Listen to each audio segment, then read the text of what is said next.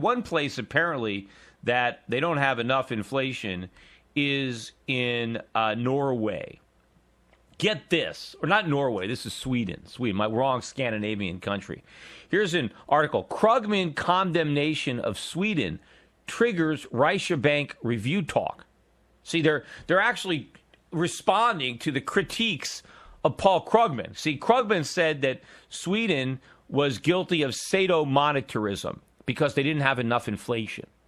And these idiots in Sweden are actually buying it. Here, listen to this article that I'm reading in again, figures it's Bloomberg. It says that Sweden has endured 4 months of consumer price declines, prompting members of the Reiche Bank to criticize the bank for its rate policies. Can you believe that? They have endured 4 months of falling consumer prices. Oh, the agony. Oh, I really feel. I mean, they endured the hardships, the pain. I mean, what is this, like hell on earth over there in Sweden? Can you imagine? How can the poor Swedes, the suffering, the humanity, 4 months of falling consumer prices?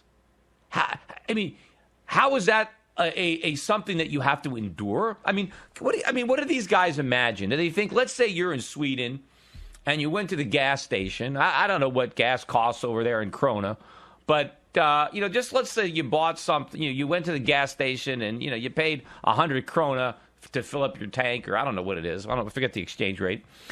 And then you come back, a couple weeks later to get gas again, and it's a little cheaper. Maybe put it in dollars. Let's say you went to buy gas and it was $4.50 a gallon, and you came back to fill up again, and it was $4.40. It was a dime lower. I mean, what is Krugman? What do these guys think the motorists are doing? Are they like, oh darn it! Oh, I can't believe it! The price is down a dime. What an idiot I was! I bought it 2 weeks ago. I should have waited. I wasted a dime a gallon. Oh my God, this is terrible. I feel awful. What a jerk I am. You know what? I'm not going to fall for the same thing again. Not me. I'm not a sucker. I'm gonna take my car back to the garage. I ain't buying this gasoline. I'm not gonna suffer this, this pain again. I'm putting my car in the garage and I'm riding my bike for a couple of weeks, because next time when I come, and if the price is lower, I don't want to feel this horrible. I don't want to feel like I was a sucker and I was taken for a ride. I'm gonna wait. I'm gonna hold off, and I'm not gonna use any gasoline because, I don't want to be stuck with paying less, knowing what a schmuck I was because I overpaid 2 weeks ago.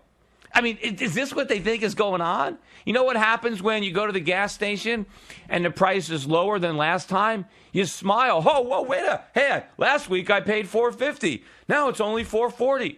Great. Now I have extra money for food. I really hope the price is cheaper next time. This is great. I mean, that's reality. But in this crazy world where politicians live in, consumers are suffering because prices are going down or not rising fast enough. I mean, you wouldn't even believe this. This, if this was written in a fiction, if it was, nobody could believe it. That concept of, suspension of disbelief. If somebody wrote this into a work of fiction, you would say, nah, nobody can be that dumb. Nobody could possibly think this. It's funny, too, when you look at some of the comments on some of the videos where I talk about debunking this, inflation nonsense. We need inflation.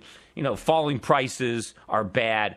And people say, oh, but Peter Schiff he's a simpleton. He doesn't get it. He doesn't understand. He's missing the big picture. I'm not missing anything. There is no big picture. Falling prices are good. Rising prices are bad. End of story. Everybody wants prices to come down. Now, these people always say, but doesn't Schiff know that when the economy is weak, when there's not enough demand, that prices go down? Sure. But what does that have to do with anything? If the economy is weak and there's not enough demand, you need prices to go down because people can't afford to buy stuff. The price has to go down. I mean, if the economy is weak and prices are falling, if you just force prices up, that's not going to make the economy stronger. It's just going to make it even weaker. You can't treat a disease by trying to cover up the symptoms. If the symptom of the weak economy is that prices are going down, focusing on prices going down doesn't get you anywhere. You got to figure out why the economy is weak. It's not weak because prices are falling. Maybe prices are falling because the economy is weak. But prices also fall because the economy is strong. But it doesn't matter why they're falling. If they're falling because the economy is strong or because the economy is weak. Trying to make them go up is not good. The fact that prices are going down is helpful, regardless of whether it's in reaction to a strong economy or a weak economy. But if the economy is weak, figure out why it's weak.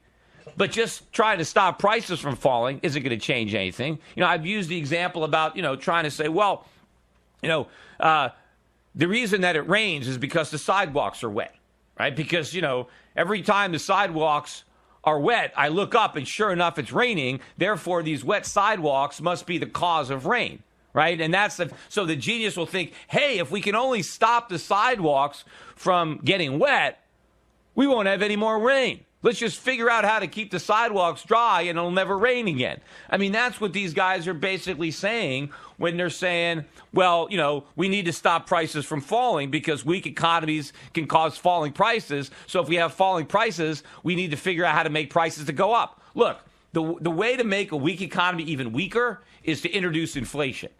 That's going to compound your problem, right? If there isn't enough demand, you need prices to come down. Right, because that'll create the extra demand. But the bigger question is, hey, if the economy is weak, why is it weak? Right? Treat the disease. Don't try to cover up the symptoms and just assume that the disease is going to go away. No, then the disease is going to kill you because the symptoms aren't what's making you sick. Your disease is making you sick. The symptoms is just how the disease manifests itself.